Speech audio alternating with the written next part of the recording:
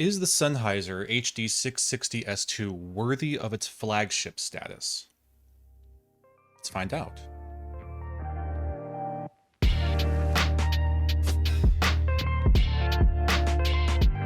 The 660S2 is Sennheiser's most recent jab into the 600 series line of their headphones. They're one of the most legendary line of headphones they've ever had, including classics such as the 600, the 650s, the 6XXs, so on. The flagship of that 600 series line, those are big shoes to have to fill, and there's a lot that's going to have to be incorporated into that.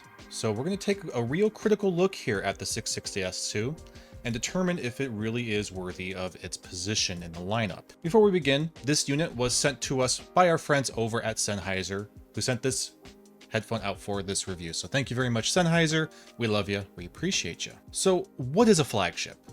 A flagship is the newest, most technically advanced, most highest performing entry of a series of products. Okay? It is the face of that product line, the top one, you know, the product to strive for in a specific lineup.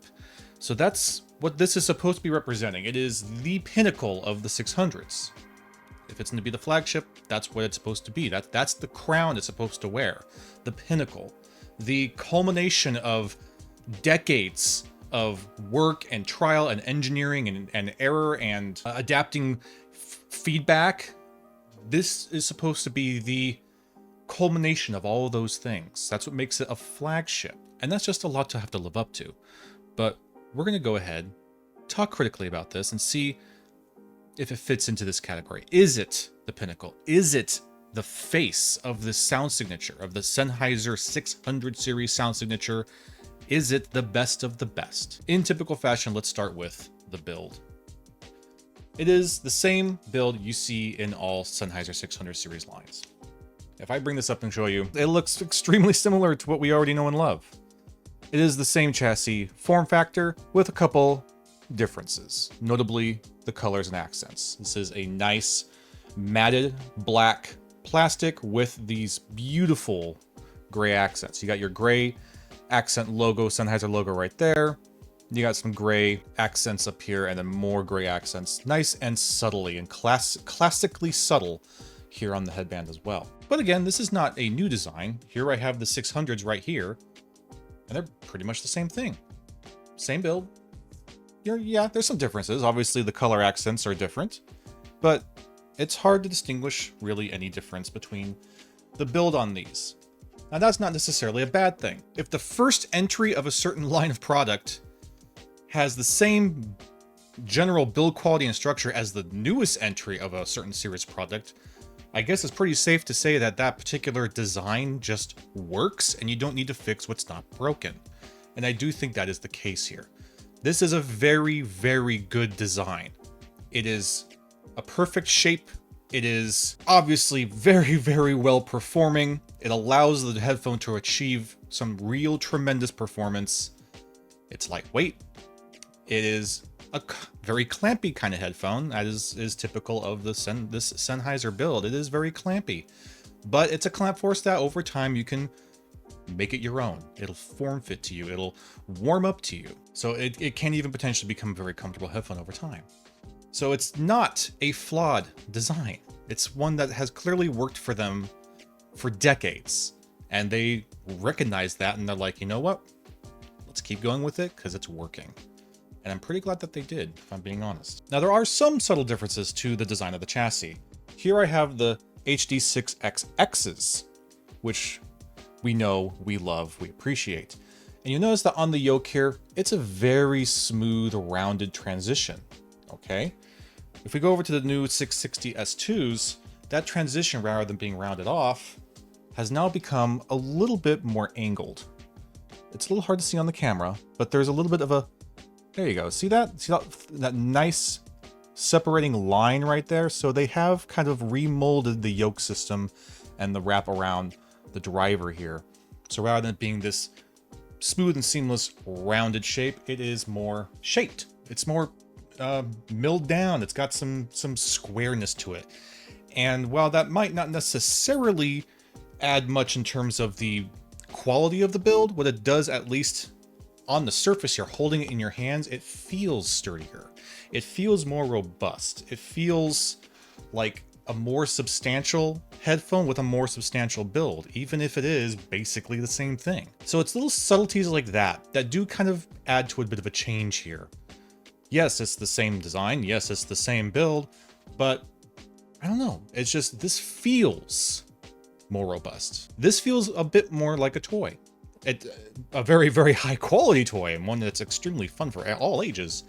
But this feels like you're going from your typical Target Lego set to you bought the special series set from the Lego website. You know what I mean? This is your Monet painting Lego set versus just your city builders. But it is still a very simple build. In terms of construction, again, mostly plastic. You have spring steel right here on the headband for the adjustments, going into a plastic headband here. Underneath the headband, we have some comfort padding, which is very nice. It's not very dense foam. It's very soft. It's nice. And there is, as you can see, a little divot right here, smack dab in the middle. And that accomplishes two things. One, it makes it so you could easily hang this on a headphone stand without having to worry about it condensing the comfort foam. The other practicality of it is when we're wearing the headphone, that section of the headband is not touching the top of my head, so you're not really going to be dealing with any sort of discomfort on the very top of your head. We've seen this before. Here it is right here on the 6XX. So it's been around for some time, but if you remember on the old classic version of the HD600, rather than having these two separate pads, it was three, 1, 2, and 3. 3 sections of pads rather than the 2 with the separation. So they are sticking with this, and it's fine. I like it. I don't have any problems with it. The adjustment system is a clicking system. It's very, very satisfying. Nice, loud, robust clicks. And it's a clicking system that you're never going to have to worry about it kind of scratching and gnarling the adjustment on the headband, like on something like some typical hi-fi-mans will do.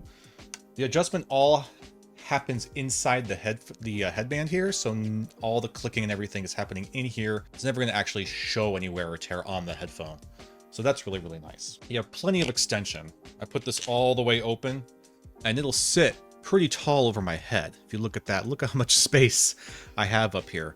And then reverse to that, it'll collapse real small. Like that's puny, that's tiny, that's it doesn't even fit. It's a great overall fit. Any head shape is going to work. It's going to be perfectly comfortable for pretty much anyone. I think you'll be very hard pressed to find someone that will not be able to fit in this headphone. On the face of the grills here, this is a metal grill, and there's the driver right through there. So these are, like all 600 series, a very open back design.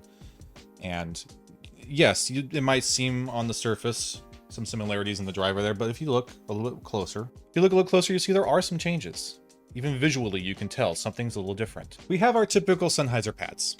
These pads are just your typical Sennheiser velour pads. They're really perfect. There's really nothing you can complain about with these pads.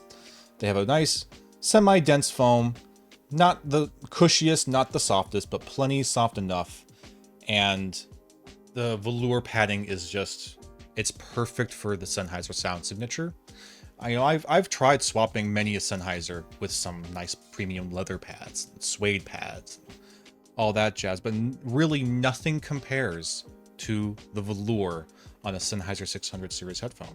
It is, in my opinion, the sound signature that these headphones are meant to have. And you actually get a number of accessories with the 660. It's a pretty robust package, so not only are you kind of paying for the upgraded headphone, but you're getting some nice little bonuses with it. Here's the standard cable. Your typical Sennheiser dual entry, proprietary little double gold pinned connectors. And it comes down to a simple 1/4 inch, but it's a nice cable. It's not super long. It's a perfect length for me. But not only do you get your 1/4 inch cable, but they give you a very nice 4.4 pentagon cable. It's the exact same build of the cable. It's the exact same length of the cable, but it's 4.4 balanced pentagon. That's really nice. And again, it's not super long. It's about 6 feet long. It's perfect. It's great for me. Excellent. I love this, and it's a very welcome little present. But we're still not done. There's still more in the bag. So we get our balance cable, we get our single-ended cable to a 1/4 inch, and then finally you also get this little 1/4 inch to 3.5 millimeter adapter. It's an excellent adapter. It's well built. It's perfect. It's just great. They gave you all the options. You have all the options you could ever need for single entry or balanced. So that's great. I mean, look at this. It's just a perfect match. Goes right in. Click. Done. Now you can do your 3.5 millimeter. Sure, why not? The cables are very nice, and I really like the adapter too. The only complaint I have with these cables, I'll pull out this one. It is the same for both, whether you're doing the balance cable or the single-ended. The only real complaint I have is that the splitter here is very short. And you can't adjust it. That's where the split is. It's like, I don't know, maybe 9-10 inches. That's it. Now, it's not a huge deal. Like, it still fits me perfectly well. I plug these back in here just to show you. And as you can see, it's fine. Like, it's not choking me or anything. It's not like it's riding up on my neck, but it is a little short. I know that some people really like to have very, very wide splits. This is not going to give that to you. So if you really want to have your really wide split here, you're going to probably have to buy a proprietary cable. But it's otherwise a very nice cable. They're very simple, they're rubberized, and they're not a ribbon cable, but they are kind of a, as you can see, 2-wire connected, going straight down, a little bit flatter on one side than the other cable. But they feel very nice. They can get very, very straight, so you don't have to worry about them being all janked up. They're just high quality cables. I really like them. I do kind of wish, at least for the 660S2 here, if they're gonna be releasing this flagship headphone, that they would kind of go a little bit more balls to the wall with the cable. Give me some bling, you know? I'm paying for it. But that's okay, because again, it's a very functional cable. I have no complaints. And then you also get, of course, your little carrying bag. It's a nice, simple bag. It's soft. Throw your headphones in there, tighten it up. You're good to go. So, good bag. Now let's talk about comfort. In typical Sennheiser 600 series fashion, there is clamp force. Clamp force is definitely present. That being said, maybe I've just gotten more used to it at this point. Maybe I'm just become accustomed to it, but it doesn't really bother me as much as it used to. Something like the 600, the 6XXs here. I mentioned how the clamp force was kind of painful, but really right now, wearing these right here in front of the camera with you, and throughout the couple of weeks I've been listening to them, it really hasn't bothered me. It is definitely pressure. There's a definite pressure there. It's hitting a little bit below my ear, a little on my jaw. So yeah, long sessions, it might start to get a little fatiguing, but it feels nice. It's still just a good amount of pressure and force to keep it nice and tight on your head without just really, really squeezing you too hard. And if you hear enough about 600 series owners, you know that over time, this stretches out to the point where these can become extremely comfortable headphones with very minimal clamp force. You can accelerate that a little bit, put these on a block or something, maybe even just the box that they come in, let them sit like this for a while, a couple weeks. That'll kind of help them naturally stretch out a little bit and be looser. But I really don't mind it too much. It's no more clamp force than you get out of your 6XXs or your 600s. So it's not like you're getting excessively more. It's the same. It's the same kind of clamp force, the same kind of fit. The comfort is identical, really, to your 600s, your 650s, your 6XXs, whatever. It's all the same. Same clamp force, same build, same materials being used. So if your 6XXs are comfortable for you, these are going to be just as comfortable, the exact same. So that makes things pretty easy. If we're going to go by our comfort cloud scale, the 6XXs, I believe we gave a 6, maybe 6.5 clouds of comfort. I'm going to go ahead and bump the 6XXs up a little bit because, again, like I just said, clamp force doesn't bother me as much anymore. So I'm going to say the 6XXs are now a 7 clouds of comfort, and likewise the 660 S2s are also a 7 clouds of comfort. They fit really, really nice. Sound performance. And this is going to be where we really decide if this is worthy of a flagship. Because as we've seen, the build is the same. The materials are the same. The comfort's the same. So the only other way it could really be different is in the sound. But this is where the 660S2 is actually really interesting, because it is a departure from the 660. See, the 660, you'll notice I don't have here in the studio. I don't own the 660. And that's because the 660 diverted from what the 600s were really going for. The 660S took the driver technology into a different direction.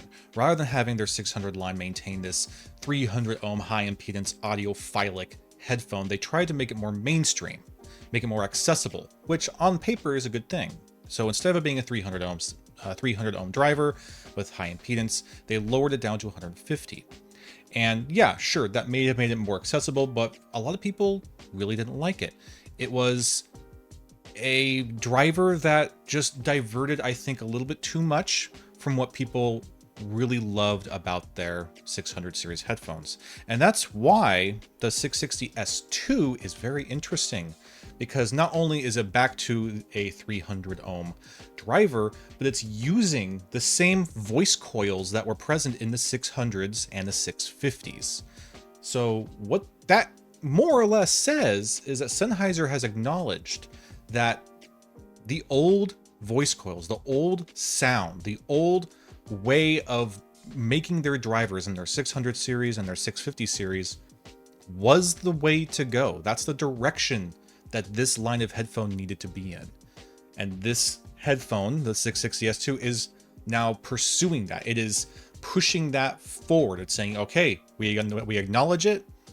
We need to keep to our roots, but we also need to take our roots and take it to the next step. So again, they went ahead and returned to that original voice coil that they had in the 600s and the 650s.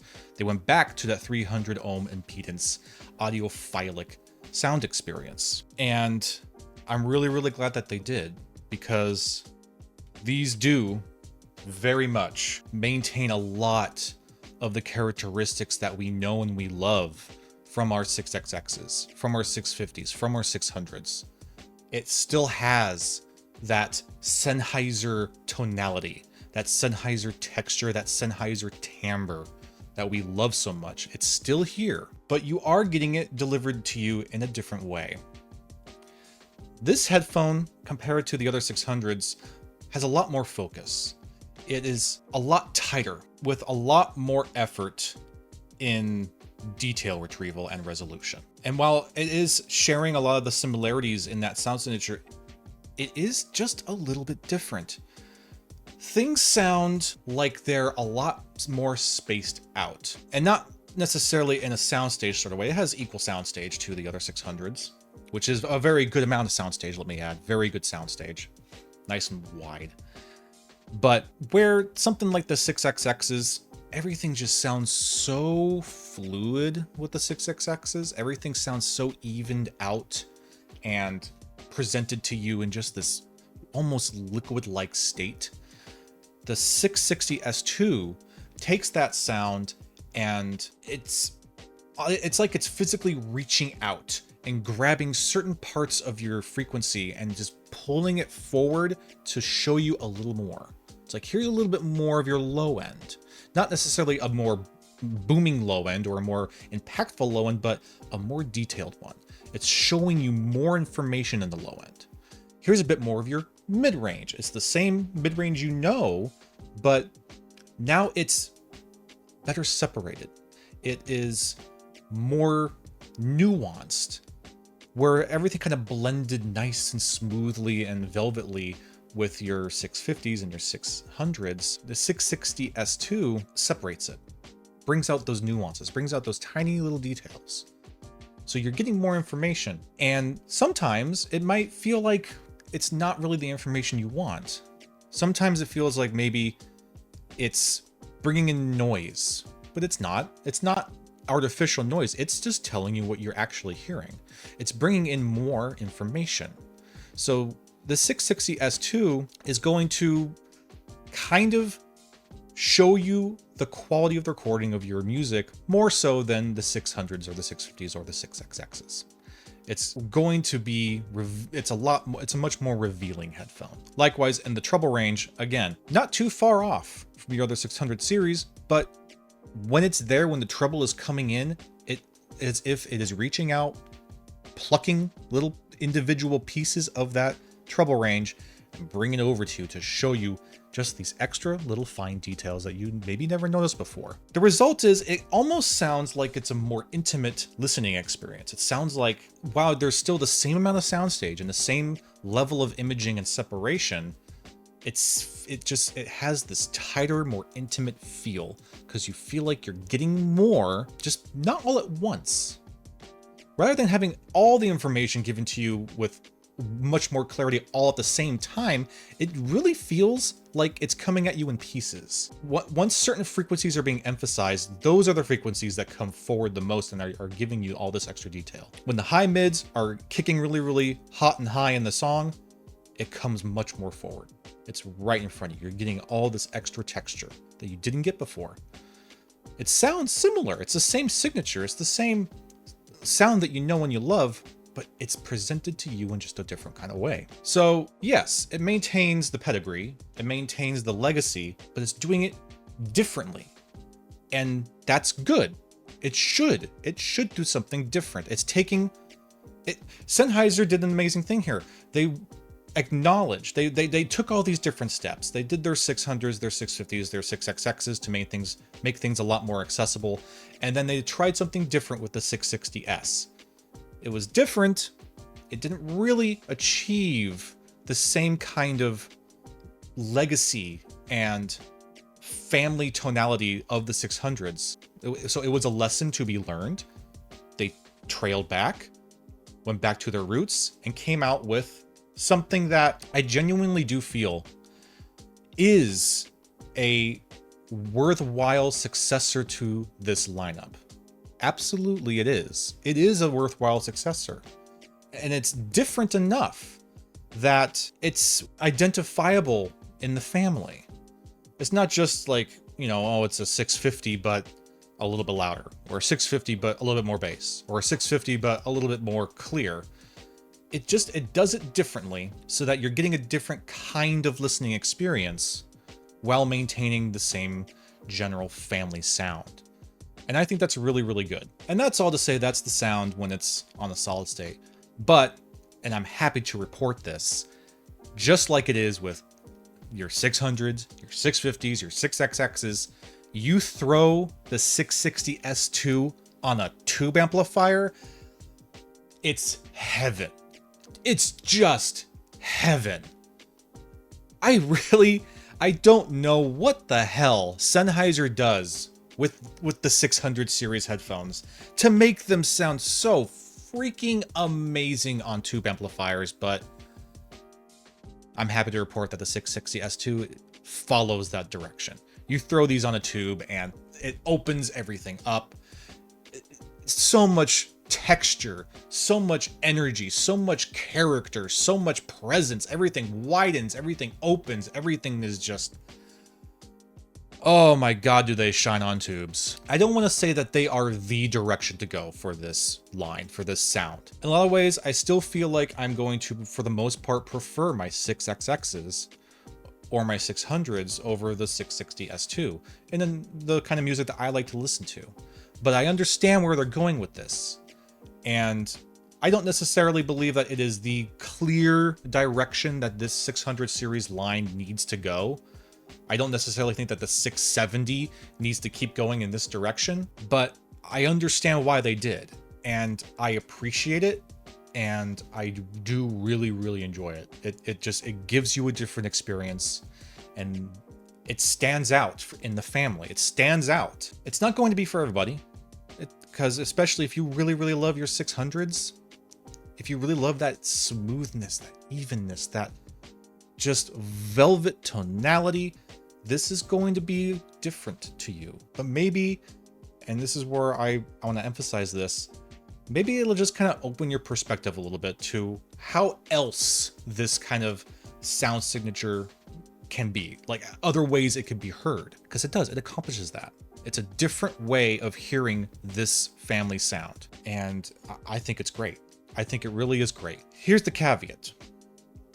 Is the 660S2 worthy of the flagship status that it's in? I will concede, yeah, it is Definitely worthy of being the successor in the family. However, here's the big elephant in the room, and that is the price. The 660S2 sells MSRP for $599. $600. That makes things very difficult. That's a real high cost of entry. You go from what made the 6XXs so popular, $200 for this level of quality and sound, and the entry point of this line of Sennheiser sound signatures, the 600 series sound signatures, $200. This is 3 times the cost. And that's, I think, the biggest issue here. It's a great headphone. I love this thing. It's become very quickly one of my favorite dynamic headphones. But $600 is a really, really hard sell. Fortunately, it's starting to go on sale much more frequently. I've seen it on sale for around $400, and I think that's a much, much more fair price for this headphone.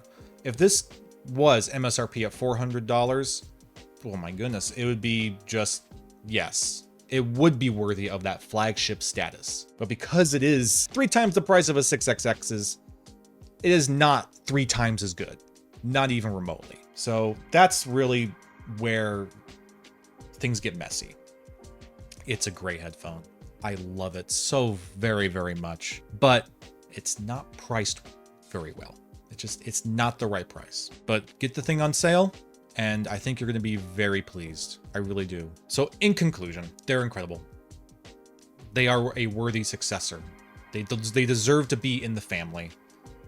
And they are, in many ways, a flagship headphone in that 600 series line, but they're overpriced.